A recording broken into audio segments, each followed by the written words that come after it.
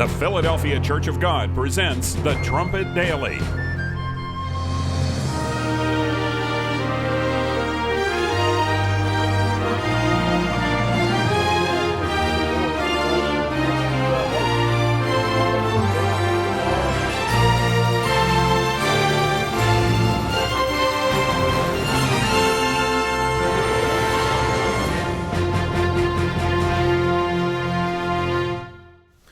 Think for a moment of the most successful businessman that you can think of, or maybe a powerful world leader that profoundly impacts world events every single day. Or maybe consider someone that you really admire because of how productive his or her life is, because when you look at that individual, you see a very fruitful existence, one that gets quite a lot done. And then compare yourself to that dynamic personality.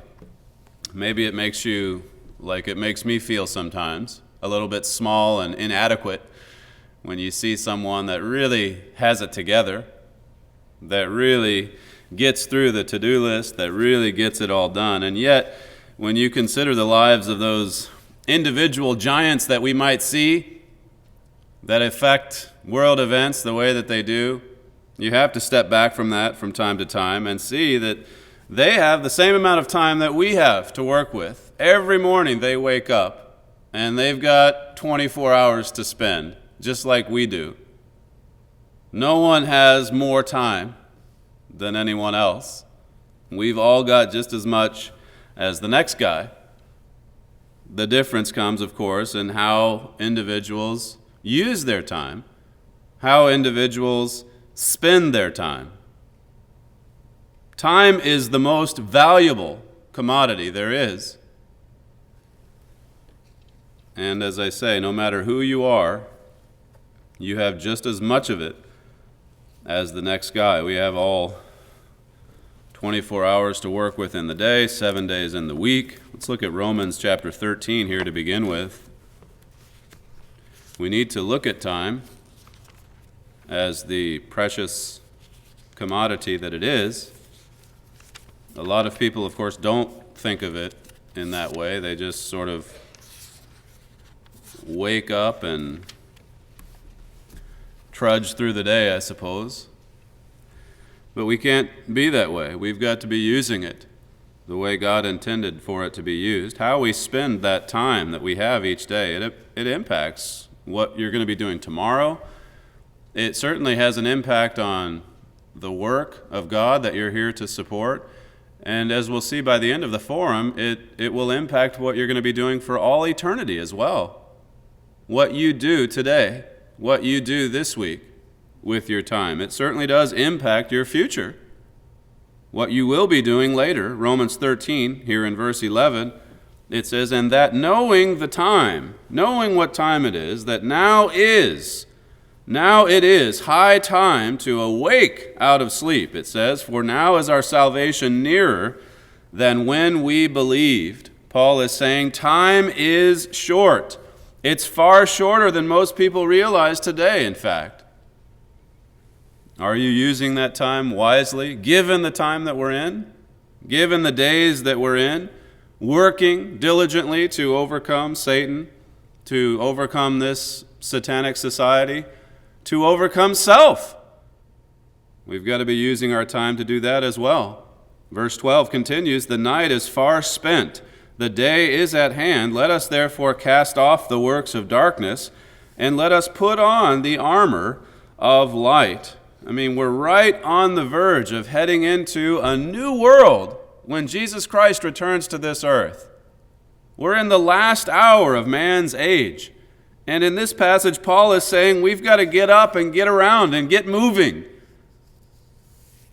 The night is far spent, he says there. And that's the way we need to think about time. It is, as I said at the start, a valuable commodity that we spend. We spend it every day. It doesn't just happen. We use it. We spend it.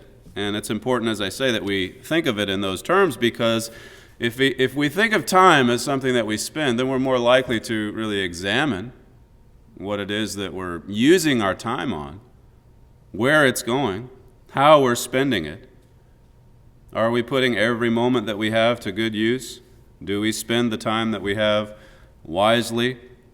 We all have the same amount, remember, but everyone spends it just a little bit differently. You can look at the example in Acts 17 on your own time.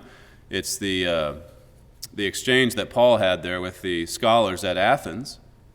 And it says in that passage, Luke being the author, that these scholars spent their time in nothing else, it says, but either to tell or to hear some new thing.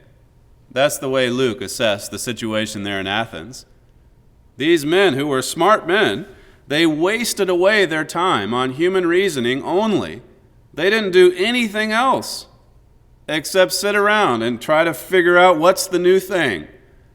And that's why they listened to Paul initially, because what he brought was new, and to them it was a curiosity. But they didn't stick with it. What Paul brought them certainly didn't change them. It wasn't something that they took seriously. It wasn't important enough for them to actually change the way that they spent their time. Now, here in Romans, Paul is admonishing us to awake out of sleep, because we know just how short the time is. We know we're drawing near to the end of this age, and time is shorter than it was last week. You know that. It's shorter than it was 3 months ago. It's shorter than it was a year ago. A year ago, incidentally, we were right in the midst of the Arab Spring. Remember that? Everyone was so excited. The media was just cheerleading it along the way. And shortly before it happened, you'd have to say that most of the nations there, except for a few, were, for the most part, for better or for worse, allies of the United States. All of that has dramatically changed in just 1 year's time. Look at how different that region of the world is. In just 12 months, we've seen it turn upside down. Verse 13 says, "Let us walk honestly, as in the day, not in rioting and drunkenness, not in chambering and wantonness, not in strife and envying, but put on the Lord Jesus Christ, and make not provision for the flesh to fulfill the lusts thereof." Because we know the time, in other words. Put on Jesus Christ. Follow in Jesus Christ's footsteps. These are urgent days, Paul says. So follow that example that's been set before us. Matthew chapter 6. This is a passage we go to quite often here at the college. Matthew 6. Breaking into a sermon, you might say, that Jesus Christ was delivering. We know the time. And whether we're alive and remain when Jesus Christ returns, or whether we die just shortly before that, time is running out. Our salvation is near. Matthew 6, verse 22, it says, "The light of the body is the eye. If therefore your eye be single, the whole body shall be full of light. But if your eye be evil, your whole body," it says, "shall be full of darkness. If therefore the light that is in you be darkness, how great is that darkness?" God knows, students, that if our lives are just scattered, going in every different direction, that we're just going to be mediocre at best, mediocre at everything that we do. He wants us to focus on what really matters. That's what this passage is really about. Prioritizing the to-do list and making sure that we use our time on the right things. Focus on what matters and then maintain that focus. If we wholeheartedly get behind these most important items that we've got to get through each day, then we're really going to go someplace in life. Then we're really going to be high achievers. We're going to be world leaders in that sense, accomplishing much. Verse 24, it says, "No man can serve two masters, for either he will hate the one and love the other, or else he will hold to the one and despise the other. You cannot serve God and mammon." You can't serve God and the things of this world, materialism. It's one or the other, Jesus said. And of course, Satan understands this concept well as well. He knows that you can't serve God and this world. And so he's filled this world with a variety of distractions. He's filled with world with all kinds of things that will waste our precious time. All kinds of things that are intended to get us to fritter away that precious commodity. He wants you to waste your time because he knows your future. He knows God's purpose. He knows what God's will for us is. And so, as the God of this world, which Satan is, he's filled this materialistic society with one great distraction after another to snare us, to deceive us, to distract us. And how easy it is for human beings to get caught up in the things of this world. This world is just filled, particularly our modern world, it's just filled with this glittering array of alluring, sensually appealing diversions and material pursuits, things of that nature. And all those things, students, they devour our time if we're not careful. We can see hours in the day slip away to frivolous pursuits. God's left us an entire book of the Bible, the book of Ecclesiastes, to show us what happens when you waste away your life on things. God meant for this physical life, this physical existence, to be the preparation that we need to prepare us for our eternal inheritance. And as Solomon wrote in Ecclesiastes, if you just spend everything that you have on wasteful pursuits, in the end you're left with just vain nothingness. Most of our time, given what we know about where we are in this age, and given what we know about God's truth, what we're receiving here at God's college, most of our time, certainly not all of it, but most of it, when we're not sleeping and working or attending class, most of our time should be spent with God, with our families, with God's family, in prayer, Bible study, those kinds of things, in the home with our families, studying our Bibles together with them. This is how we best learn to really practically apply the laws of God. That's why God ordained the family institution. This is the institution in which we learn about his way of life, because God is a family. Verse 33, a little further down, it says, "But seek you first the kingdom of God and his righteousness, and all these things shall be added unto you." Seek God first, to spend our time wisely. This is the very first law that we must remember. Put God first in what you do. Put God first each day. Give God the very best that you have. And to do this, of course, we've got to organize the day around him and then carefully budget what little time that we have. It's important to think of time in terms of a budget as well. If you're on a fixed income financially, you get such and such dollars each month, and then you go down the line and you say, okay, I've got rent, I've got the car payment, we've got this amount for groceries, I've got to pay the electric bill. You have to be on a strict budget and know what money goes where. Well, with respect to time, we are on a fixed income. As I said, it's no different for anyone. It's 24 hours every day. It's fixed. And to get in the time that we need on the things we know we should be doing, we've got to plug it in. We've got to set it aside. We've got to spend it on certain activities. Now that comes as a great challenge, but you see the benefits of it just in the institutional sense, going off to college. I mean, we just started a semester here, and you signed up for what particular classes that you're going to get through. And you knew, and you signed up, you know that come May, you're going to be finished with that. You will have accomplished that course.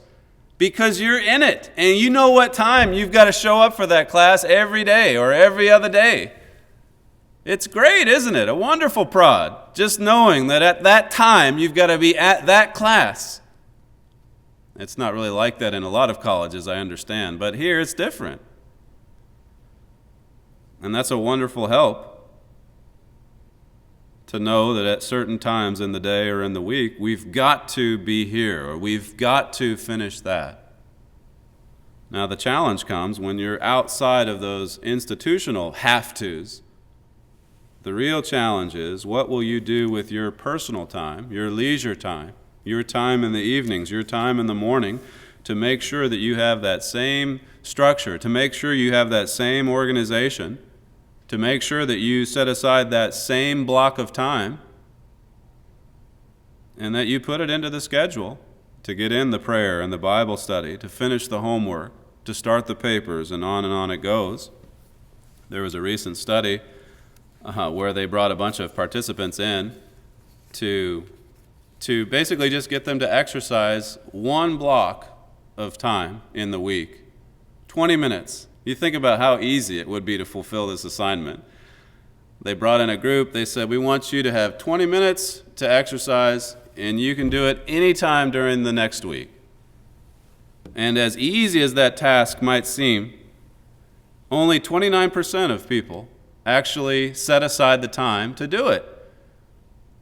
Not even a third, because they didn't set aside the time, I guess, in their own schedule and get around to it. Now, a second group was brought in and challenged to do the same thing, only with this group, they added some information. They said, we'd like for you to set aside 20 minutes this next week to get in exercise, and just so that you know, if you do this, your chances of heart disease will decrease dramatically if you get this in once a week. Now, your challenge this next week is to go and get in that 20 minutes of exercise. And in that group, 39% got it in. A little bit higher, not as high again as you would expect. But now with the third group, it was different. This group was asked to exercise on a specific day, at a specific time, at a specific location, on Tuesday at 4 p.m. inside the field house.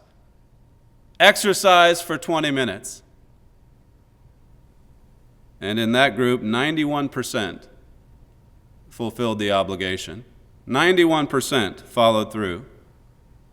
This study was referred to in a book, The Way We're Working Isn't Working. Notice what the authors wrote. It said, by defining precisely when we're going to undertake a behavior, we reduce the amount of energy we have to expend to get it done. Often when we make a commitment to a new behavior, such as exercising, we fail to recognize that unless we set aside a specific time to do it, it's unlikely we will. In part, that's because there's another behavior we're more accustomed to doing out of habit, or because there's something easier and more pleasurable we could do. Each time we have to think about whether or not to do an activity in the face of other temptations and potential distractions, we deplete our limited reservoir of will and discipline. If you have to consciously think for a very long time about doing something, it's unlikely you'll end up doing it for very long. It concludes here by saying, the more challenging the ritual, physically, mentally, or emotionally, the greater the need to be precise in implementing it. Now, we could add to that, it talked about the physical, mental, emotional challenges that we face. Add to that the spiritual challenges and rituals that you must get in, that you must lock into the schedule. The more challenging it is, and it's challenging to go through the Bible correspondence course. It's challenging to get in the amount of time that we need to in prayer. But the more challenging it is, the greater the need to be precise in implementing it. This is when you pray every day. This is when you study every day. If we just say, we'll get to it when we get to it, well, that study that I referred to is pretty good proof of how unsuccessful a lot of people are in finally getting around to it. Revelation chapter 3. God created each of us, students, with the capacity to take full advantage of every opportunity that comes our way. That's amazing to think about what we have because of the human mind. The power at our disposal to choose every day what we do, how we will spend our time. The other creatures in the animal kingdom, they don't have that. They don't have a human spirit. They don't make decisions like we do every day. They're just there. They just exist. We have the capacity to be productive, to be fruitful. God never intended for human beings to waste away precious time on frivolous pursuits, and yet so many do, sadly. The Apostle Paul charged us to present our bodies a living sacrifice. Be a sacrifice for God. In the Old Testament, those sacrifices were dead sacrifices. But you know what? They did them every day. They slaughtered those animals every single day, in the morning and in the evening. They did it a lot. It was into the daily schedule. Now, the sacrifices in this age are living sacrifices. And, of course, there's some symbolism in those dead sacrifices, in that daily we've got to put the old man to death. As Paul said in Romans 6, we've got to bury those old habits and ways. And then we've got to live unto God. How do you do that? How do we live unto God? How do we sacrifice for Christ? Well, we do that by laying down our lives. The time, the energy, and the effort that is needed to support God's work, to live a righteous life, to prepare for our future. That's how we do it. And as I said at the start, that absolutely impacts what you're going to be doing tomorrow. And that absolutely impacts the work of God. And it has a profound impact on your future in God's kingdom. Revelation 3 here in verse 21, it says, "To him that overcomes will I grant to sit with me in my throne, even as I also overcame and am set down with my Father in his throne." If we overcome, can this be true? Jesus said if we overcome, we can sit with him on his throne, just like he overcame and now sits with God on God's throne in heaven. Jesus Christ's throne is going to be set up on this earth at his return in Jerusalem. And we can sit there with him, ruling with him. If, he says, if we overcome the way that he did. Now, how about Jesus Christ? Here's another super giant personality, an incredibly productive individual in the short 33 years that he had on this earth, in the flesh, I mean. And you know what? Each day, he had 24 hours to work with. He had to sleep. He had to get up each day. The scriptures tell us that he got up a great while before others did, because as his custom was, he had to go off and pray to God. He set it in the schedule every day. He was consistent with it. He studied God's word. He trained his disciples. He sacrificed for people, so much so that his disciples were often saying, "Hey, you've been there all day. Let's go and let's get some time for ourselves." He was such a servant, always looking to fulfill God's will, always going about to please his Father in heaven. Now God says to us, you follow in those steps. You follow that example. You organize your life the way Jesus Christ did. You are, after all, a Christian, a follower of Christ. That's what the word Christian means, to follow his example. Jesus corrected those who had a shallow religion in his day, saying, "Why do you call me Lord, Lord? Why do you call yourselves Christians? And you don't do the things that I do. You don't do the things that I say." True Christians follow Jesus Christ's example. Look at chapter 2, staying here in Revelation. Revelation 2 and verse 26. It says, "And he that overcomes and keeps my works unto the end, to him will I give power over the nations." Power! Think about that. Power over the nations. God has called each one of us, each of you, to be a world leader. Think on that. God has called us to lead this world. God brought you to this college because he intends to use you to change the world.